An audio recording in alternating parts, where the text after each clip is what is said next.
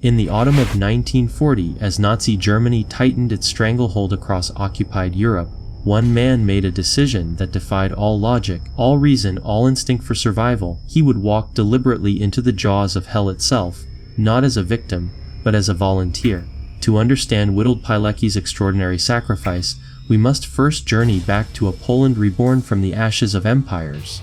For 123 years, Poland had been erased from the map, carved up between Austria and Russia like a feast among wolves. But in 1918, as the Great War shattered the old order, Poland rose again. The Second Polish Republic emerged phoenix-like from the chaos of collapsing empires. It was a nation drunk on freedom, desperate to defend what had been so long denied. Marshal Józef Piłsudski became the father of this new Poland, leading his people through the crucible of the Polish-Soviet War from 1919 to 1921. It was here, in the muddy battlefields outside Warsaw, that a young cavalry officer named Witold Pilecki first tasted combat.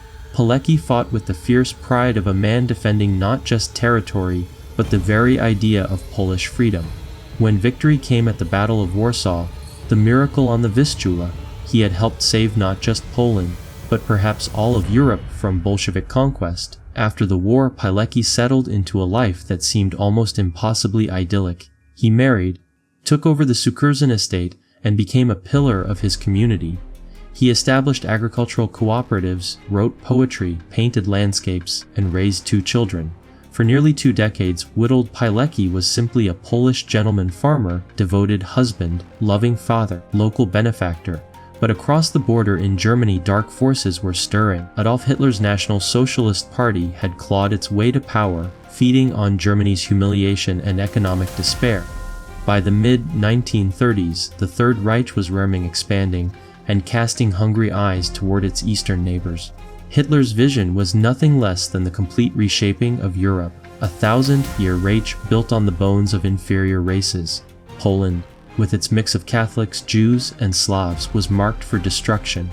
On August 23, 1939, Hitler achieved what had seemed impossible: an alliance with his ideological enemy, Stalin. The Molotov-Ribbentrop Pact was signed, secretly dividing Poland between Nazi Germany and the Soviet Union. Poland's fate was sealed. At 4:45 a.m. on September 1, 1939, German battleship Schleswig-Holstein opened fire on the Polish garrison at Westerplatte. Within hours, over 1.5 million German troops poured across the border. The Blitzkrieg had begun. 17 days later, Stalin's forces struck from the east. Poland, heroic but hopelessly outnumbered, was crushed between 2 totalitarian juggernauts. By October of 1939, Poland had ceased to exist as an independent state, but the Polish spirit refused to die. From the ashes of defeat rose the Armia Krajowa, the Home Army, the largest resistance movement in occupied Europe. Witold Pilecki was among its founders. The secret Polish army, as it was initially known, faced an enemy more ruthless than any in human history. The Nazis weren't merely conquering Poland, they were systematically destroying it. Polish intellectuals, priests, and nobles were marked for extermination. The plan was nothing less than the complete annihilation of Polish culture and identity. Among the instruments of this genocidal campaign was a new kind of facility, the concentration camp. In May of 1940, the Germans established KL Auschwitz in occupied Poland. At first, it was primarily for Polish political prisoners, but rumors began to filter out, whispers of unimaginable brutality, of systematic murder, of horrors beyond comprehension. The Polish resistance knew they needed intelligence from inside. They needed to know what was happening behind those electrified fences. When the mission was proposed, it seemed like suicide. Volunteer to be captured by the Germans. Allow yourself to be transported to Auschwitz. Survive long enough to gather intelligence and organize resistance from within. Who would accept such a mission? Who could possibly survive it? Witold Pilecki raised his hand. We must understand, this wasn't just dangerous, it was unprecedented. Pilecki was essentially volunteering to enter hell with the hope of returning to tell the tale. No one had ever attempted anything like this before. On September 19, 1940, Pilecki put on his finest clothes and walked into the Nie Oliborz district of Warsaw, where German forces were conducting a roundup. As panic-stricken civilians fled, Witold Pilecki walked calmly toward the German soldiers. He had entered the mouth of the beast. 2 days later, transport number 1705 arrived at Auschwitz carrying 1,705 prisoners. Among them was prisoner number 4859, a man the Germans knew as Tomasz Seraficki. His real name was Witold Pilecki. The journey itself was torture. Sealed cattle cars, no food, no water, prisoners packed like cargo. Upon arrival, they were beaten, kicked, set upon by dogs. Pilecki lost 2 teeth that first day. Many lost their lives. But this was only the beginning. Auschwitz in 1940 was already a place of unimaginable cruelty. Prisoners died daily from exhaustion, disease, execution, and random acts of brutality. The mortality rate was so high that life expectancy was measured in weeks, not years. Yet somehow, Pilecki not only survived, he began to organize. Working with meticulous care, Pilecki established what he called the Military Organization Union, a network of resistance cells operating within the camp itself. Using a system of groups of 5, with each cell independent and unaware of others, he built an underground army in the heart of Nazi terror. By March of 1942, his organization comprised around 500 members. Pilecki gave us hope when hope seemed impossible. He reminded us we were still human beings, still soldiers, still Poles. But Pilecki's greatest contribution was his intelligence gathering. Through freed prisoners and escaped allies he had carefully prepared, detailed reports began reaching the outside world. These documents, written on tissue paper, memorized word for word, smuggled past guards who would kill anyone caught with them, contained the first eyewitness accounts of the Holocaust. The so-called Pilecki reports described not just the conditions in Auschwitz, but the systematic extermination of Jews that had begun in 1942. These were among the first testimonies to reach the outside world about the true nature of Nazi genocide. The number of people killed is estimated at 160,000, Pilecki wrote. He detailed the gas chambers, the crematoria, the industrial scale of murder. He begged for action, for bombing raids, for supplies, for anything that might save the prisoners. But no help came. By early 1943, Pilecki had spent nearly 2.5 years in Auschwitz. His reports had reached London, but the response from Allied headquarters was silence. No rescue mission was planned. No bombing raids were authorized. The prisoners of Auschwitz, it seemed, were on their own.